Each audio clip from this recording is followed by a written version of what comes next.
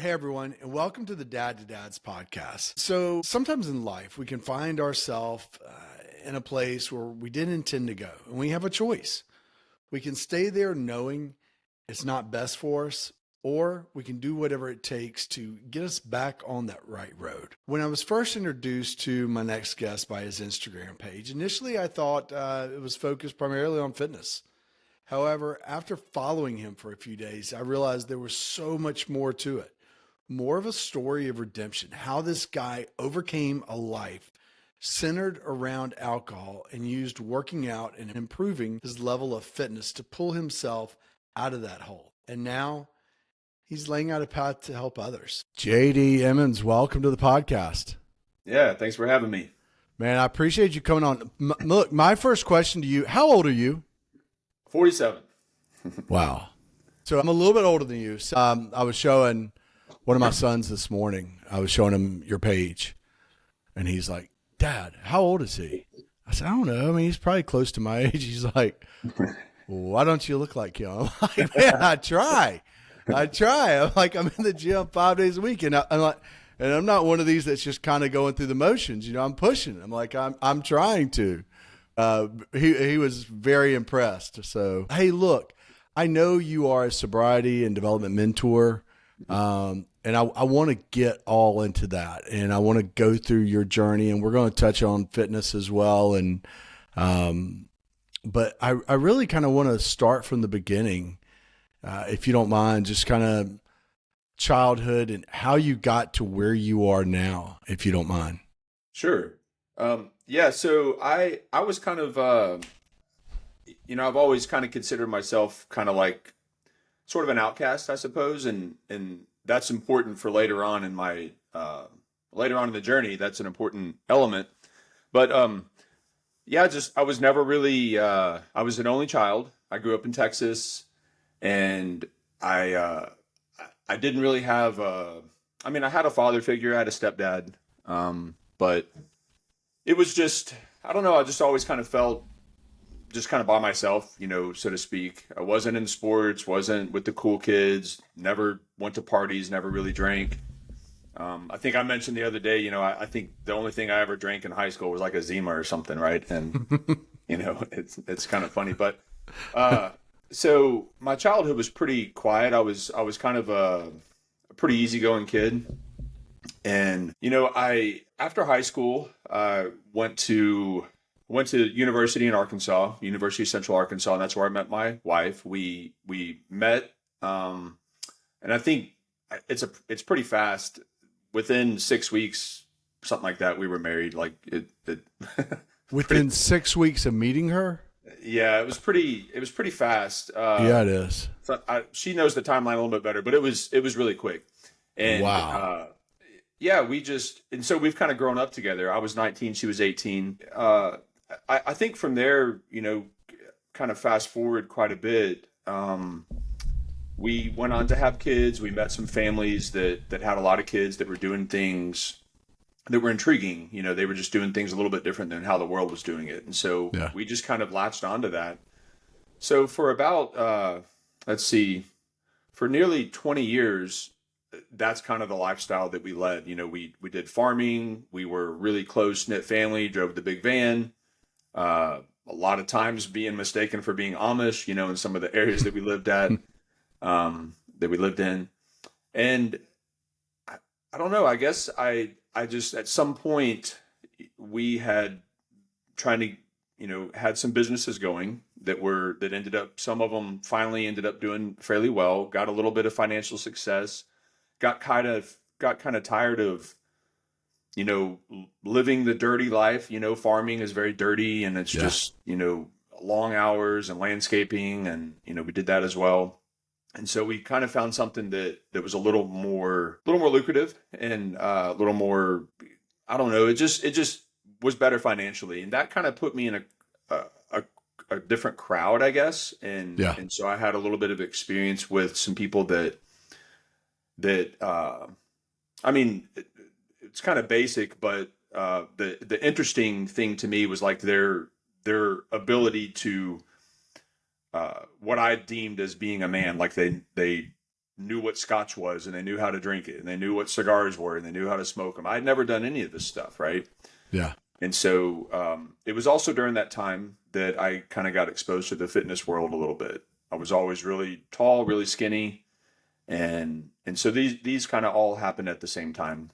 I was 39 years old, so that was my introduction to alcohol, and I, my personality, I kind of when I find something that I feel like is going to bring value to my life, and at the time I really thought that it was going to be a connector for me, with people, because like I said earlier, I'd always felt like an outcast, right? So this was like, oh, finally I'm in the locker room with the guys, is kind of like how because I never had those experiences. Right.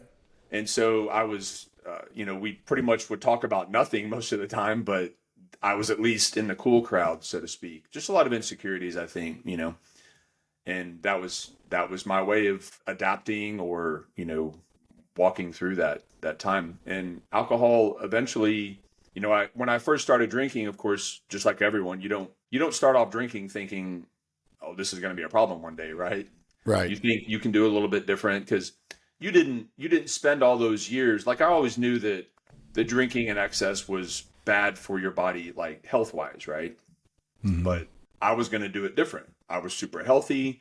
We were organic farmers. We ate everything great. Our environment was really good. We didn't do a lot of the things that can bring harm into your life, like right. And so I thought I could just do it different, and it turns out, I found out about 9 years later that I had a problem. And so, and that's when I realized that I was going a different direction than my family. So you're saying you were going in a different direction. Yeah. If you don't mind sharing, how was it affecting you? So for about 7 years, I feel like it feels weird saying, but I feel like I did pretty well with it. Like, mm-hmm. The job that I had at the time required me to travel quite a bit. Right. And so I would be gone most of the week. That my typical schedule was being gone Monday through Thursday. I would drive home, anywhere from Florida to South Carolina or wherever. North Carolina is where we were living at the time.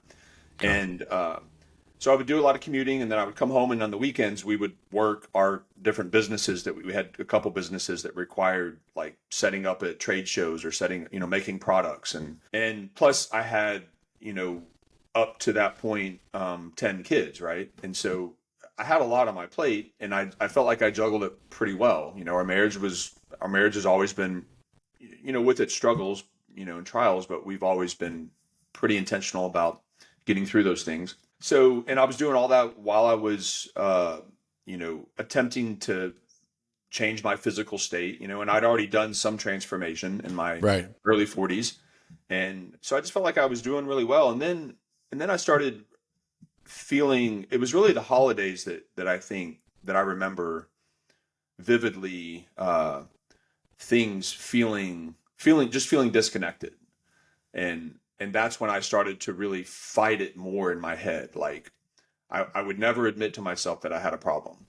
Right. And that just kind of heightened the battle, I guess is a way to say it. Like it just really made things more tough, because I probably knew subconsciously that I had a problem, right? But I didn't even want to verbalize it to myself, not even in my mind, because I knew that would kind of open up the door for a lot of, I didn't know at the time, but I had these assumptions that it would open up the door for a lot of loss or a lot of embarrassment or a lot of, I don't know. I had no idea what to think. So I didn't even go there. So, but it was feeling disconnected. Nothing was satisfying anymore. We were even doing better financially. We had moved to the property that we're on now, which is a pretty amazing property. And I just kind of kept this place as kind of like a party environment. And I think I just would kind of disconnect from reality into that party environment. Yeah. Then whenever real get-togethers, like family events, mainly holidays would happen, I couldn't connect with anyone anymore. And I just felt super disconnected. And you were drinking. Were you drinking during those? Yeah. It had gotten pretty bad. When I first started, Was it like a drinking to function type? Was that, or Yeah. you've got a family Yeah. event, you've got 20 people coming over, and hey, I've got to have some drinks so I can loosen up and get ready. Yeah, because I always I've always had a problem speaking in groups of, like, if there was two or more people in a group, Right. like, count me out. I'm not that I'm great at it now, but it's alcohol really. I felt like alcohol really allowed me to function in those environments and not feel so weird, you know? Yeah. Kind of loosened you up and made you feel more relaxed. Yeah. Yeah. And interesting about that, one of the realizations I've had is that anything that I ever did good, in quotes, while I was drinking was already there. Like, alcohol just, I may have used that to expose it to myself, but Yeah. I mean, that wasn't probably the original intention, but I look back now and I'm like, oh, if I did that while I was drinking, then I must be capable of doing this. And so you just have to fine tune it, and that's easier to do when your mind's present. When you're not avoiding reality, then you can pick out the things you need to work on, right? Yeah. So it was basically a crutch for you, correct? And kind of was it somewhat of an escape from reality, or escape from maybe your Oh yeah, yeah, self-consciousness or self-image of yourself? yeah. Not so much my self-image. Okay. At least not because when I got into fitness at the same time originally, I was 6'1", I was 149 pounds, 155 was the most I'd ever weighed, and so I was a pretty thin guy, right? Yeah, you are. And Yeah. and within a year or two, I'd put on about 30 pounds. And Wow. yeah, Okay. and originally it was mainly muscle, Yeah. I wasn't really able to gain much fat, but that kind of changed, and I understand now how that changed, like just the way that your body metabolizes things, everything changes, and that took probably 5 or 6 years for me, and then I was up near 200 pounds, and for me that's fairly heavy, I wasn't Yeah. obese or really overweight necessarily, but I was heavy for me, for my Yeah, frame. and you're in your 40s then, Yeah. right? Early 40s, and it's not like you can, I remember back in college, you could have scarf down a large Domino's pizza and drink a few Budweisers, and you get up the next morning, you can still Right. see some abs and stuff, As you get older, you Yeah. can sniff a piece of pizza, and the next morning you're bloated. Yeah. So yeah. Yeah, so my self image had been changing, and I had a lot more confidence in myself. I started Yeah. noticing Okay. that when I would go into rooms, like in the workplace, like people looked at me different. So my self image, I feel like, was fairly good. It was at least as far as physically. I think Yeah. it was more of just my ability to converse with people, or Yeah. because I still struggled with still feeling a little bit out of connection with people, because the topics that we enjoyed talking about as a family were always much different. I don't know anything about sports, like we were Yeah. talking the other day. I don't know much about sports at all, and so it's a Yeah. conversation that I could sit and listen to somebody, but I couldn't. I wouldn't know a name. I'd barely know positions. That's just, and so, but I could fumble my way through that a lot better when I was drinking, right? Sure. Then you're one of the guys. You might have a funny thing to say or whatever, and so Yeah. but it was really more so being used to avoid the reality, all the pressures that I was having, just all the businesses, the traveling with work. I stopped doing that, and so we were, there was just a lot of pressure that came from all those, Yeah. things. And You have a lot of kids, as you know, 10 like, kids. yeah, Yeah. when they get older, like, there's bigger decisions, and my wife always likes to talk about business. That's not in a bad way. At the time I thought it was bad. It was annoying, but now it's just like, it's not necessarily business that she likes to talk about. It's like growth and growing, and always learning and moving forward. And I was like, you know what?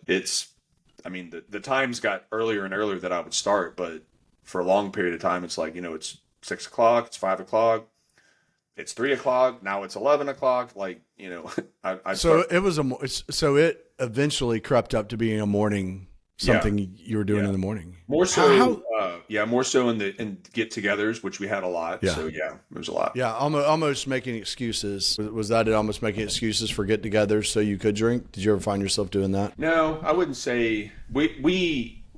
I just really enjoy. I really enjoy getting together with people. It's one of my Yeah. most favorite things because, especially, primarily, the majority of the people that were coming over were my older kids and Okay. their spouses. We did have some close family friends, or some close friends at the time.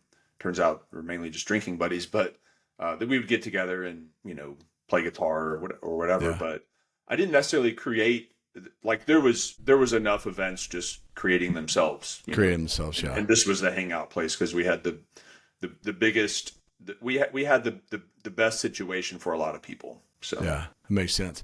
How much at the height of your drinking, how much were you drinking a day, a week, and how much? I could go through a half a bottle of bourbon in one night, easy. And Like a fifth? Like a yeah, fifth of bourbon? So these terms, like, again, this is like Yeah. bro terms to me. So, I didn't really know. yeah. So like a typical 750 milliliter, Yeah. Yeah. bottle Wow. of bourbon, I could go through that in 2 nights easily. But yeah, when I was at heavy get-togethers, like whether it was a holiday, I could do that in a day, not a problem. But my average was probably every 2 to 3 days a bottle of bourbon. Wow. Yeah. So you're talking anywhere from 3 to 4 bottles a week. Yeah, unfortunately, yeah, and that's just the bourbon part. Like, you find ways to workarounds and little tricks, so that you don't feel poisoned or you don't feel bad, right? And so you could throw in a few White Claws in there or drink a bottle of wine in one night because I could handle wine. I could handle a lot more wine, and I could stay at that good place that I like to be at. I Yeah. could stay there a lot longer with wine. And it was a little bit cheaper too, Man, I just think about the brain fog. You're talking about everything you have going Oh, yeah. on, and I think about the brain fog you had to have. Yeah, I did. The interesting thing, and I think to a degree, this is a problem that I see with a lot of men, is that if you have a tendency to kind of be tenacious about things and push Mhm. through, like, no matter the pain, somehow you're able to find a way for a period of time. Like, eventually, I think that's what I ended up battling, was I couldn't do that anymore, not as well. But I would push through, that Sunday morning because I just drank so heavily on Saturday or whatever, or Pop a whatever few day ad, is. pop a few. Yeah, you had your. I knew how to. I knew how to Yeah. sleep a certain way. I knew how to the right amount of Advil, when to take them. I knew how to take a hot shower the right way. Like, there's just so many little things, that we do to cope. But eventually, those things just don't work as well, and then you kind of run out of the momentum or the power, I guess, to kind of pushing through life constantly gets old. So was there an aha moment when you were like, I'm done. Like, this is it. I have to stop. Yeah. Was there a moment in your life, and do you mind sharing it? Yeah, definitely. It was. It came in two parts. So in January, January of 23, just following on the tails of December, the Christmas right before that. So 22. That was whenever I feel like it was pretty rough. It was pretty bad. That was my lowest Christmas, I guess. Yeah. So I'm like, okay, I'm gonna get fit, and I'm gonna only drink on the weekends because this is really unhealthy for me. I'm having trouble walking upstairs. That was the first stage of it, and I kind of got into fitness a little bit. My desire to reduce my drinking lasted about a day, and so I was just back to drinking every night again. So that went on for about 11 months, and I did a lot of things in there to try and kind of physically prevent me from drinking. Like, I signed up for a marathon. You'd think if you were training for a marathon and you haven't ever run one before that you might change your diet and your drinking habits. But I just worked harder, and that just eventually led me to the final straw was Thanksgiving of 23. It was the lowest point probably of all of it. And it took about 2 days after that. Was on a Saturday. I don't know exactly what happened the night before, but I must have been like, okay, I do have a problem, something like that in my head. But I know the next morning, my first thought when I woke up out of bed was, I guess I'm not going to drink anymore, because I just vividly remember that thought. And it was based on the fact that I finally admitted to myself that I had a problem with this, and this thing that I was letting control my life was stealing me for everything that was important from me. My family, my business that we had worked really hard for. There was just a lot of neglect, right? And so that was the pivot point. In my case, I don't necessarily, I won't say it was overnight, but it kind of felt like it was an overnight thing. But the desire for drinking completely went away. And it was from that point on that I don't struggle with, I really want to drink, like there's times when I've said I would definitely be drinking right now, because it's super stressful or whatever. But I'm just, I've heard people word it like, I want to be in the moment. I don't necessarily want to be in the moment of pain, but it is helpful to get through those trials whenever you're when you're aware of what's going on, right? So when you're around other people, you have people coming over, because I'm sure you still enjoy having people over. Are you in there? Are they drinking? Are you tempted, or how do you handle that? Or is that just gone from you? So, we don't have as many get-togethers anymore. For many reasons. For one, a lot of the people just aren't in my life anymore. Obviously my family and, my kids are, but really the friend groups there's a very few friends that are around anymore. But like my wife might have a glass of wine still. Some of my kids might have a beer here and there. We just went to the beach for a week, early September. There was, a few of them had a bottle of whiskey or bourbon or whatever, and some beer. Like it doesn't tempt me. I have, if anything, the thing that I have to be careful with now is like, it's like watching somebody eat at McDonald's. Yeah. It's like, what that's doing for you. Like because you see, if you see somebody have the problems that come with like eating a diet at McDonald's, right? Then you're like, oh, but if you just didn't do that, then, and so it's the same thing. And so like when someone would wake up on Sunday morning at the beach or whatever, because they maybe had a beer more than what they wanted because they got caught up in the moment or whatever, and they're like all foggy minded. I'm like, well, but I mean, it's a pretty easy fix, but they don't drink in excess at all. Like there's no concern. So I don't really like, if they ask me, I might say something, but their view on alcohol has changed so much since I've stopped. Well, you're a role model for them, kind of mentoring them as well. They see it. I mean, look, the best leaders, they say, aren't the ones who tell you what to do. It's the ones that show you, that lead by example. So I want to ask you this. Did you, you didn't go through a program, you didn't go through AA, even those, I'm not correct. You didn't go to any of those type programs, and I'm not knocking those. I mean, those are phenomenal. And, you were fortunate that you were able to quit the way you did. I know you're a man of faith. How big does your faith play into it? Originally, during my time of drinking, I actually used the fact that I was a Christian as an even bigger reason for me to drink. As weird as that sounds. How so? Yeah. So because I still don't believe that alcohol, that having a drink is a sin, right? Right. I just don't. I think that anything you do in excess, like it comes with consequences, and sure, maybe there's a point that someone could say it turns into a sin. I don't know. I don't split hairs like that, but I think it's a lot more about the heart. But the reason that I would use that sometimes is because I remember before I was drinking, I remember so many uh, pastors, I guess, harping on alcohol, right? Meanwhile, they're drinking sodas all day long. Meanwhile, the Right. congregation Yeah. is obese and, just all these different health Yeah. problems. And we were so into the food and health Right.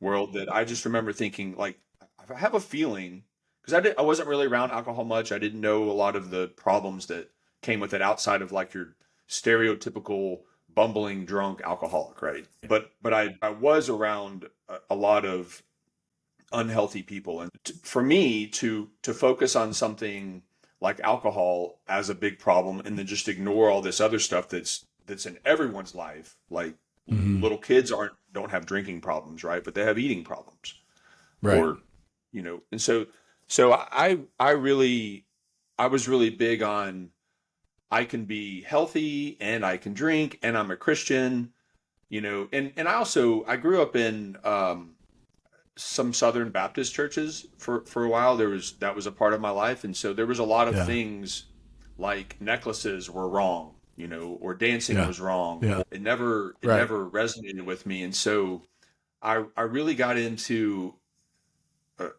for a period of time, and I don't think it was too far off. I just think that I didn't realize the power of alcohol. Yeah. Um, I don't think it's about what you wear at church. I don't think, even if you ate at McDonald's or whatever, like, not to pick on them, but or or any other kind of food that maybe not be the best for you. Uh, that's not necessarily uh, a sin either, but it's just how we're taking care of our bodies, and I could really see it in the food and health stuff, but I couldn't see it with the alcohol stuff because I wasn't educated on alcohol. It was really more about, as long as you don't get drunk, then maybe it's not hurting you as bad, right? Well, and it's easy to excuse it too. I mean, when you look at, as you're talking about the preacher, if you're sitting there and listening to somebody up front talking about sin and they're overweight, they're unhealthy, it's kind of like, well, I mean, I just have a few drinks and I'm very healthy. Look at me. I mean, Yeah. everybody sins and this is just kind of minor and I'm fine with it. I'm not getting drunk. And Right. I mean, it's kind of easy to excuse it that way. Yeah. I'm being faithful in my marriage and everything else. So yeah, I get that. What about in your journey of stopping drinking? How big has your faith played in that? Yeah.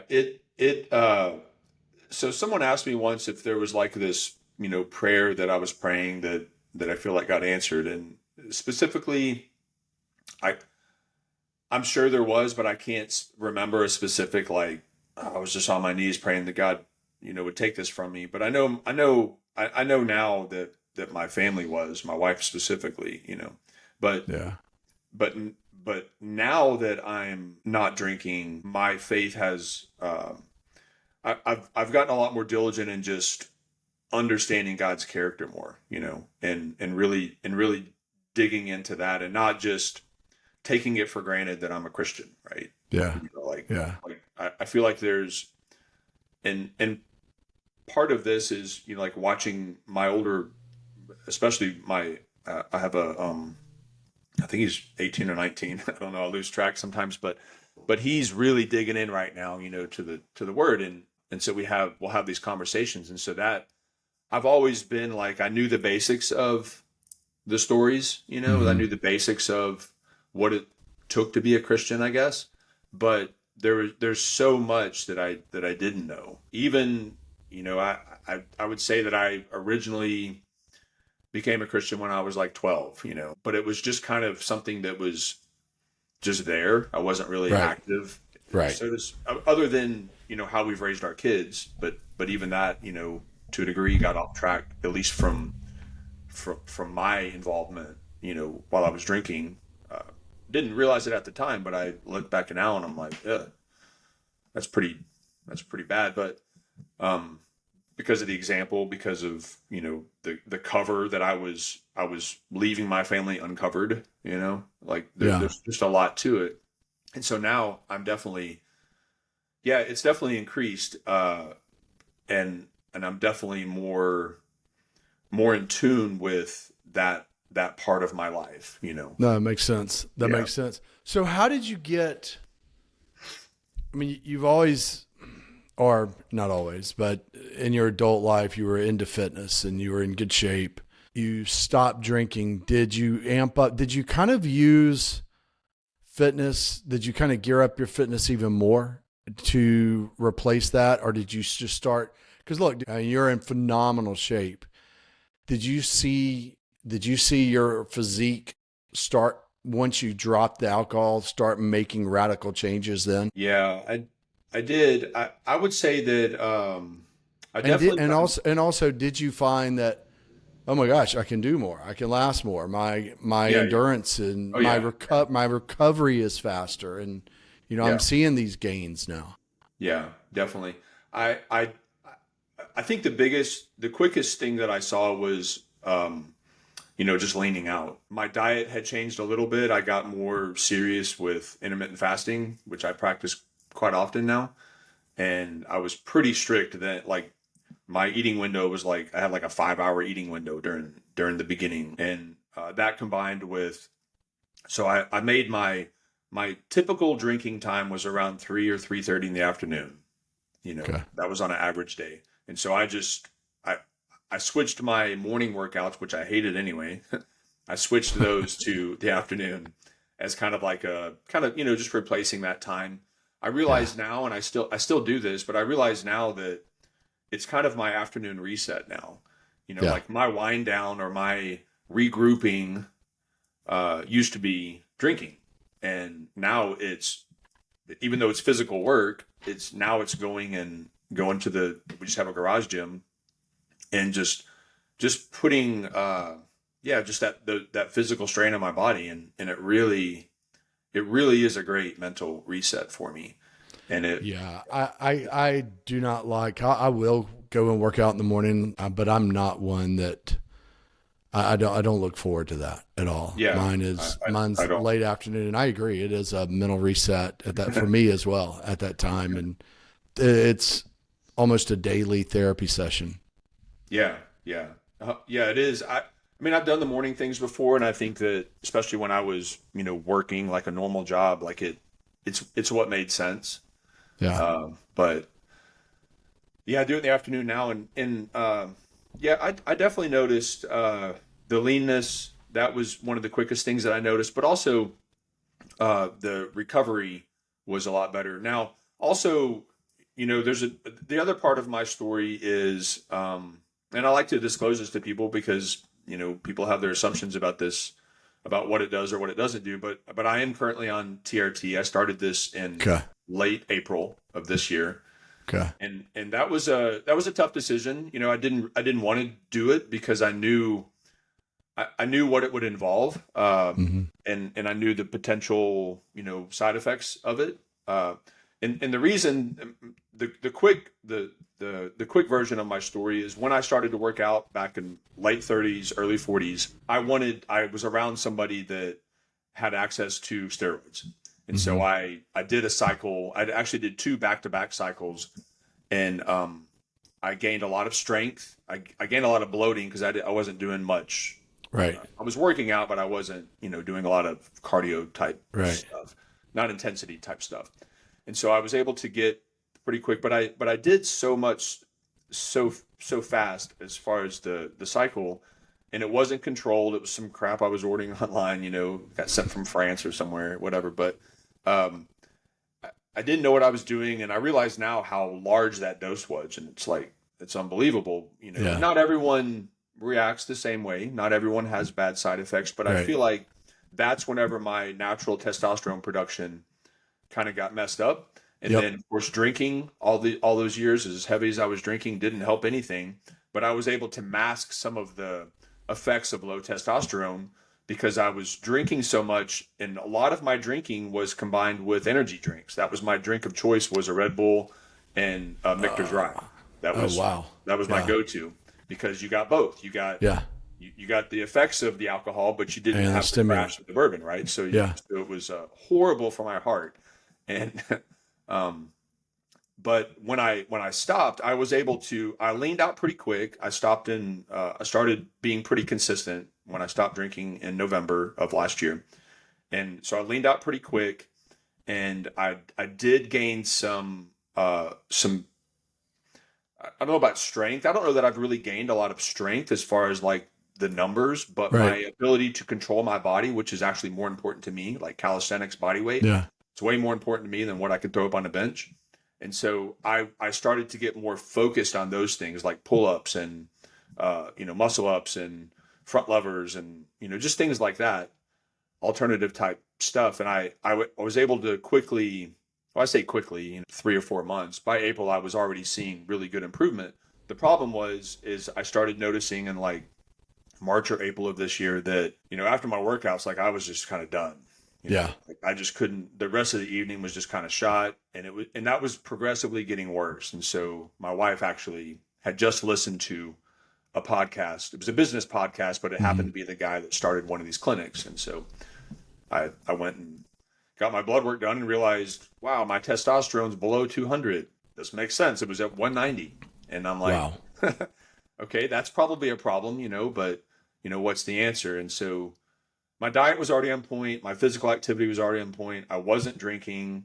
I felt like I gave it enough time and the numbers weren't increasing. So we went ahead and got me on a pretty low dosage. And I'm actually in the process of lowering it even more to try to see how low the dosage can be. Are you doing shots or is it the cream or what? Yeah, I do injections once a week. Okay. Do you have to self-administer those or do you go somewhere to do it? Yeah, I do it. And I was already used to it from, before, so it wasn't a big deal. The needles are much smaller now, which is nicer than what I was using before, but yeah. Yeah, I'm sure. No, and there's some crazy stuff that you do when you're talking about calisthenics and the body weight exercises. I mean, it's impressive. It's like, oh my gosh, going through your site and looking at your post, it's amazing. Absolutely amazing. So, you're a sobriety and development mentor. You have coaching. How did you get to that? Did you see, hey, I'm making, I'm going through this transformation. This has helped me. I want to help others. Like, how did this come about? It really just happened organically. I didn't set out on a mission to do this. I've been known to say I don't like to teach, and unfortunately, as a dad, that's one of my biggest roles is to be a teacher. Oh, sure. And even when I was working, like I ended up in leadership roles, and I'm just like, I'd rather just work by myself, and get the job done. Yeah. But so I started this Instagram page in January of this year to kind of document my progress, for one, to hold myself accountable. I started it from zero, so it was, a brand new page. And I wanted it to be called something that just was like a title for myself, like Fit Over 40 Dad. That just kind of, and it encapsulates who I am. So I just began to post. I was really clumsy on it, didn't know what I was doing. I had some experience with Instagram from our business accounts. So I was using it also for practice on just, using the platform more and seeing what works and seeing how to create hooks and all this stuff. And I think a couple months into it, there was two parts. I kind of got to the place where I didn't want to do it anymore because it was just more like taking my time, and I had like 50 followers. And a friend of mine sent me a hat with the Fit Over 40, the current Fit Over 40 logo, and told me his story, and it really inspired me. He's like, dude, what you're doing, like maybe many people don't see it, but he's like, I saw it. And it's like, it's changing his life and getting him to think about things and do things a different way. And I don't even think him and his girlfriend, they don't drink anymore. It's like, and they were pretty heavy into this stuff. Right. And, so that was really cool to me. I started to see that, okay, this is kind of neat. So it inspired me, especially with the logo. I'm like, I'll start posting again. So I started posting some more, a little bit further along. I don't know what the time frame was, but sometime in April, I believe, I posted a video that just kind of shared more of who I was. And it was just like, it's my name, my age, married this long, have this many kids. I'm a Christian veteran, just basic. And that post just went berserk. Like, wow. It was a silly post that I didn't even want to post because it felt stupid, but did it anyway. And turns out those posts typically do really well. So yeah, it's great. It's crazy what will go viral. Yeah, it's so insane. I look at some things and I'm like, I just posted this to post it. Like, I don't, what value is being brought? But anyway, it resonated with a lot of men, a lot of people. And, so, that got me more followers, I guess. The account Mhm. started to grow a little bit. And so I just began to, post a little bit more about sobriety, because that was a lot of the comments I was getting, Yeah. uh, because one of the attributes that I put on there was that I was sober. And so, that opened up all kinds of conversation, because, when you say you're sober now, people, or that you're an alcoholic, people automatically go to, oh, you used to beat your wife and you beat your kids and Yeah. you Yeah. were horrible at home and drunken nights and all this stuff. And I'm like, Right.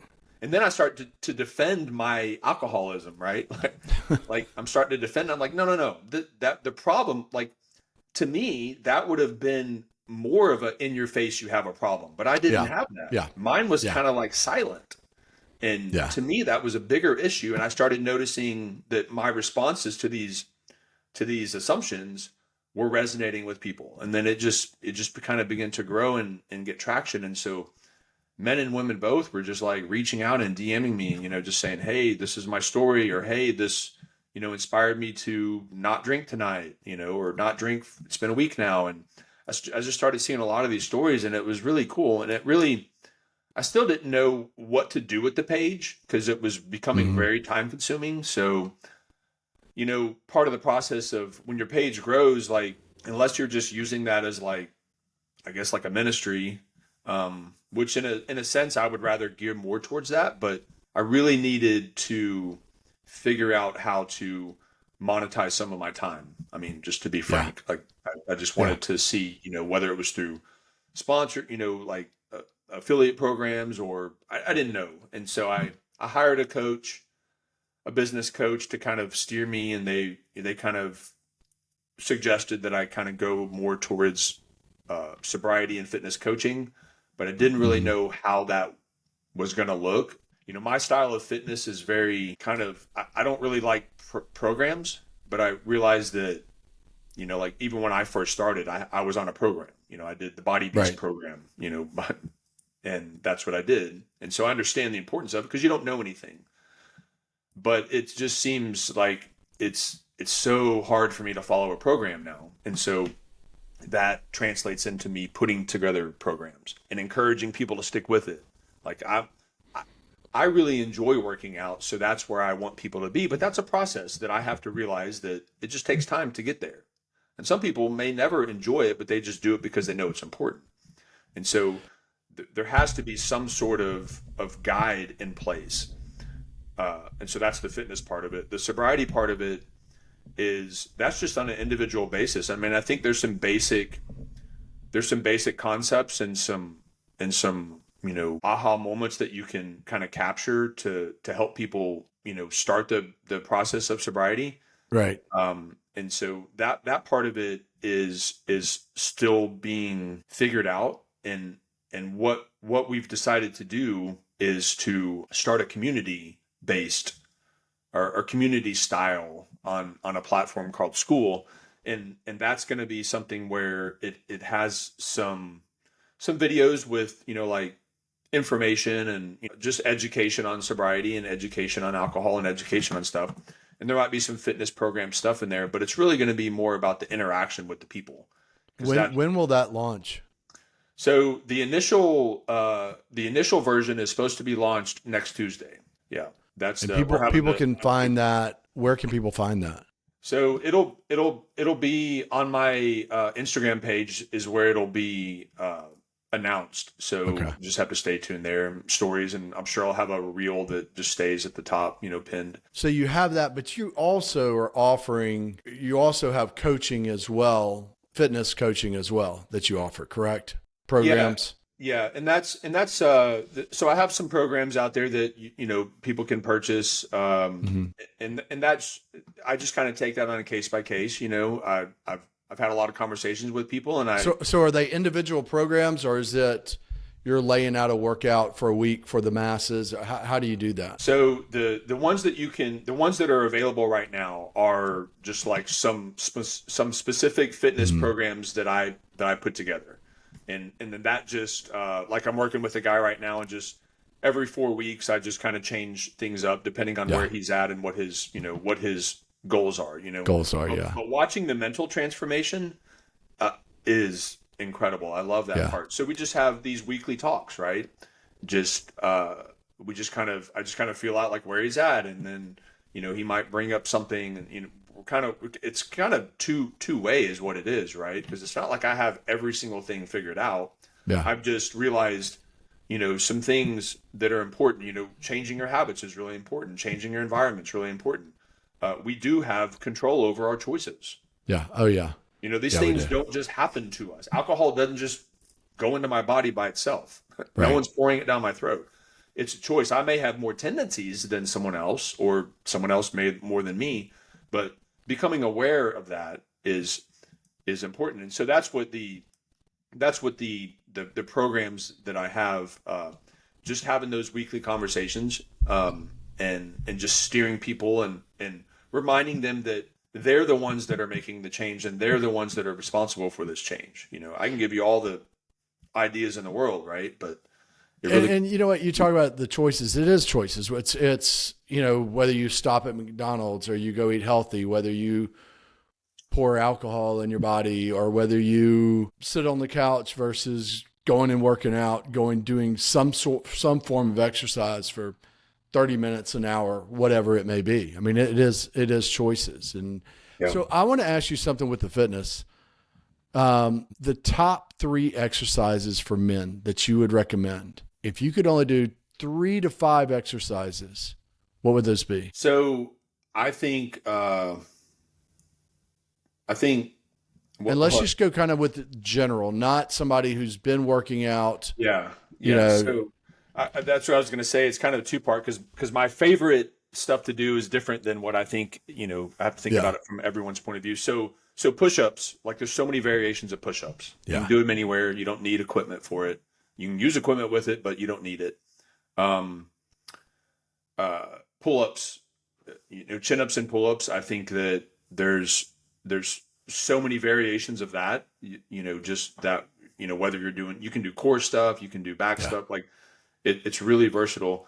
And then I think, I don't like anything having to do with leg day, but leg day is really important. But I think the most, so any type of lunge, whether it's, like a forward or backward, there's so many variations of that as well. And again, all those things outside of maybe a pull up, you can do anywhere. Right. Yeah. And it has so much, there's, with the lunges, there's a pseudo cardio effect with that, but it really, there's balance. I mean, there's just so many things that are good from it. So those are the things. Legs. I hate doing that. My oldest son loves doing legs. I don't understand it. I hate doing legs, but I do. But it's interesting. I've started incorporating in the mornings. Of course, once you get older, it's the kind of the routine of stretching and loosening up your body. Yeah. Where you used to not, didn't have to do that. But then at the end of that, it's getting into, I'll do 100 body weight squats. Ass to heel, back up. And I don't know if I really see much from that at all with legs, but it's really getting that blood flowing, loosening up. And I have found it has helped so much with my knees, my ankle mobility, even I feel like my lower back. It's helped tremendously with that. I guess kind of the core with that, because I'll pause down at the bottom too and come back up. And I agree with you. I hate leg day, but it's so vital, so important. Yeah, it is. Yeah, body squats, air squats are. I don't do a lot of those just as an exercise, but I do it, like you said, as like a workout or a warm up for stretching, just getting a good deep stretch in. And so I want to ask you, it's really good. So I think I saw somewhere where you said no to bench pressing, or you don't have to bench press. Did you have that on your site somewhere? Yeah, I probably said that. Tell, tell me more about that, because that's kind of the bro thing, You go in there and bench, and honestly, that's like my favorite. And so tell me about that.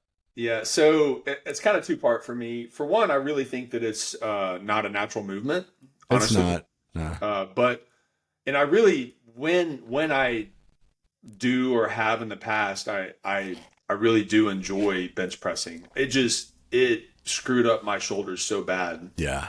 that I kind of have a resentment for it. I just feel like there's so many other things that are so much better. Although even with push-ups, like weighted push-ups, like even if you use the parallettes with a deep weighted push-up, it's still kind of a stationary motion. But I feel like Yeah. for some reason it's a little more natural to me than Yeah. than the way that a bench press is. Yeah. And I don't know that I'm really with the bench press. It's I think it's great for isolation type exercise, like your chest or your triceps, depending on how you do it. But that's really where it ends. Whereas with a It's true. weighted, a weighted push up, especially a deep weighted push up on a parallel, like you're using, you got, some people would argue you still using core and legs with bench pressing too, but I don't think to the degree that you're with some of the other stuff. Dumbbell push up or dumbbell presses, like there's a lot more isolation going on. So if you want to do that, I think that's a great way to really isolate Yes. I do a lot more of those now because the bar is just kind of putting me at an awkward angle. So the dumbbells I found are a lot more shoulder friendly. Yeah. And there's things that people do. There's guys that know way more than me that really have good technique and good instruction on how, if you're just dead set that you have to do bench pressing, like I think they have some really good stuff. I got rid of my, I don't even have a way to do a true bench press anymore. Like I have a bench and I have a bar, but I'd have to, get holders. But look at you. You don't need to. And, and I see some of the stuff you're doing. It's like, oh my gosh, this is insane. Wow. This is crazy. Just There's remember got to be, the camera. there's got to be like there's got to be like a green screen somewhere. Like, how is he doing this? This is nuts. So you talked about TRT, but what are you taking any other supplements, or are there supplements you would recommend? Or I take some protein powders. I take regular, a lot of first form products. Vegan. What about creatine? And regular. I do take creatine. Yeah, that's phenomenal. Just in so many ways. Yeah, I guess the biggest thing I noticed from creatine is gas. So I haven't. Fortunately, I haven't noticed that. Yeah, so I've tried different, the Micronize and the Instatize. I've tried it all, and it all just kind of works the same with me. But I still take it. I've been taking it pretty regularly for probably 3 or 4 months now. I take probably at the minimum 5, but probably some days 7 to 10 milligrams or whatever the proportions are. But I don't know. I haven't stopped since I've started, so I don't know what the difference. I don't know what I would notice difference. Other than that, I do take a pre-workout. It's supposed to be stem free, but I still kind of feel it a little bit. And then I take a simple multivitamin. Yeah, I can't do the pre-workouts. I went to the place I get where I get protein powder and everything else, and they had these basically samples. And the guy told me the guy is phenomenal, but he told me, he's like, just take a little bit of it, like in little pouches. He said maybe like a third or a quarter, probably maybe took a quarter, but powder. And literally my heart was racing so much in the gym. It was like my heart was racing. I was sweating, and like I was just really getting into the workout. And I'm like, oh my God. I mean, I definitely had the energy. I certainly had the energy, but it was almost a scary type, Yeah. Yeah. Well, they say that. I remember when I first started pre-workouts years ago, I used to run quite a bit, and the guy that I was talking to was warning me. He's like, don't be taking this before a run. Like, so that's his biggest fear, for some of them. I take a real low. The one I take now is is really low in the caffeine, really low on the stimulant. It just has a lot of good stuff in it, mushrooms and other things in it. It's really good. And I just kind of like it. It just kind of puts me in that zone, I guess, a little bit. But yeah. JD, look, I appreciate you spending time and telling about your journey. And it's impressive. I found your page and I found it and I was attracted to it by the fitness and like, wow, this is great. I'm always looking for ideas and inspiration. And kind of saw some of the sobriety, but I was more, that maybe is something I'm going to incorporate into my life. And then we talked, and as I've gone through it more with the sobriety, and you're exactly correct, whether it's alcohol you're struggling with or other things, those vices, you can certainly relate and, kind of do a restructuring of your life and seeing where that vice has a hold of you. And just very, very impressed. And I appreciate you, of course, coming on, but definitely what you're doing and putting out there. It's extremely inspiring. How can people find you? Just the Fit Over 40 Dad Instagram is really the main way right now.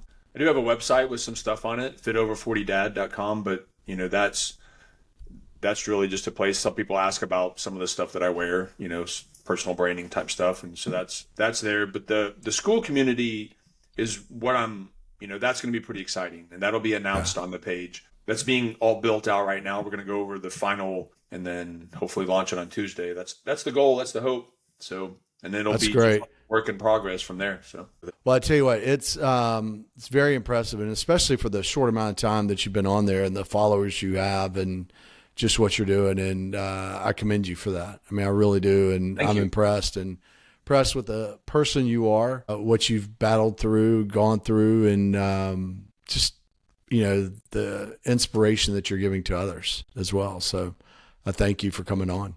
Yeah. Okay. Thanks. Yeah.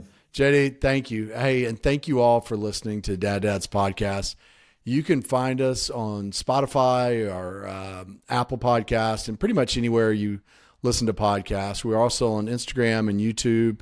And don't forget to hit the like and subscribe button. And feel free to leave comments as well. I read every comment, and they're extremely helpful, whether it's advice or whether it's something you're dealing with or just comments about the show with future topics to discover. So thank you all again for listening, and we will talk to you next time.